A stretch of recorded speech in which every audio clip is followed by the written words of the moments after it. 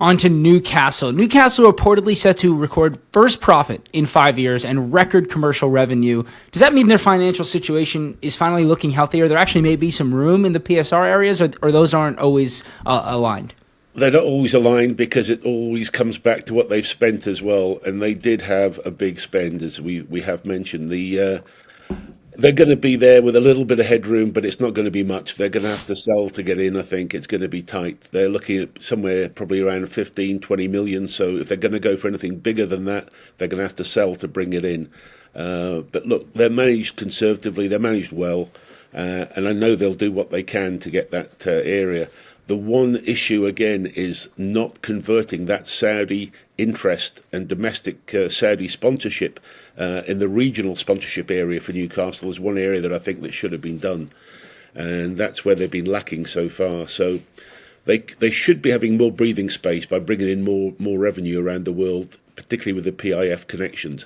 And I would still expect that to happen and be announced around the new stadium plans, which we've said are going to be probably February before they start announcing them. I've been told they're incredibly exciting to see the images. So I really am waiting to see that. And then I think by the summer, we'll see a whole suite of new sponsors coming in and PIF really maximising the spend for Newcastle. I think this January, it won't be much movement. You might see somebody like Sean Longstaff go, possibly as a make weight. But I think the summer is something for Newcastle fans to look forward to because I expect to see big strides. And if Eddie Howe can hang on and do well this season somehow and get them back into Europe, possibly even that fourth spot is still potentially there, then that would be a miracle for them. But still, they should be poised to really push on for next season. And obviously, you mentioned Sean Longstaff potentially having to go out the door. It feels like the Mark Gahey links have really calmed down since this summer. Obviously, they were just a few £1,000,000 off from actually bringing him in. Do you think that deal is kind of dead in the water and they'll move to other targets come this summer? Yeah, now he's being linked with Chelsea, and I don't think that Palace. I don't know whether they wish they'd actually done the deal with Newcastle. I think they probably were at top price at that sort of time. I don't know if Chelsea would be paying the same sort of money or even more. I doubt it very much at the moment. So, look, I think it won't be going to Newcastle. I don't think this summer. But then again, it's the January transfer market. It's a weird one. And that's when you look at a lot of different deals in terms of player swaps plus cash rather than normal things. So there'll be some talk going on, but I think that Palace may have wished that they'd sold back in the summer. And PIF has offered Amanda Stavely an advisory role in helping them plan the 2034 World Cup. Will this affect her chances or her thought process on potentially being involved at Tottenham in that potential takeover or investment?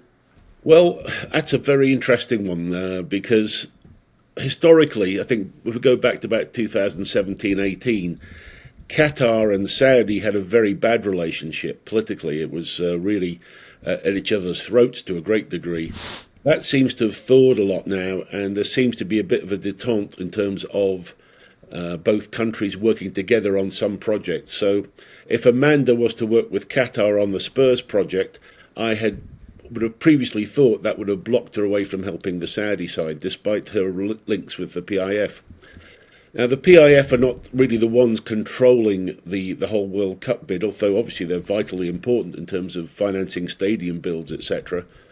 There is the World Cup bid committee, and I understand that they've been looking for Amanda to help them with some sort of global club connections and how the World Cup may impact clubs in certain ways and how they can expand on it. I'd really have to know more about what she's being asked to do and whether she's really qualified to do it. But there's no doubt Amanda is very well connected. But most of her work has been financially based. And so I don't really know how much on the football side in the World Cup she could really assist with. But nevertheless, she's obviously got a very strong connection with PIF as a result of Newcastle. And she's as I say, she's got a great black book. So I'm sure it will be sensible for both parties. Otherwise, I'm sure it wouldn't happen.